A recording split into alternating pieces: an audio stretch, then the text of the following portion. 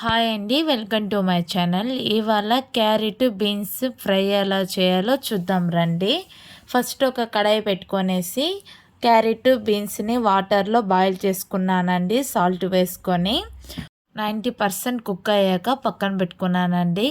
ఒక కడాయి పెట్టుకొనేసి 5 table spoon oil వేసుకొని, oil heat అయ్యాక ఆవాలు, జీలకర్ర, అల్లం వెల్లుల్లి పేస్టు, 10 ఎండుమిర్చి వేసుకొని ఫ్రై చేసుకున్నానండి.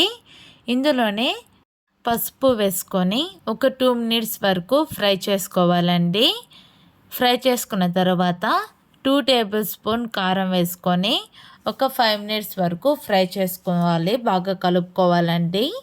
ఇప్పుడు వేరుశనగల పొడి ఎలా చేయాలో చూద్దాం రండి. వేరుశనగలు వేసుకొని ఒక మిక్సీ జార్లో 2 టేబుల్ స్పూన్ కారం వేసుకొని మిక్సీ పట్టుకోవాలండి. 2 టేబుల్ స్పూన్ పౌడర్ యాడ్ చేసుకొని బాగా మిక్స్ చేసుకోవాలి.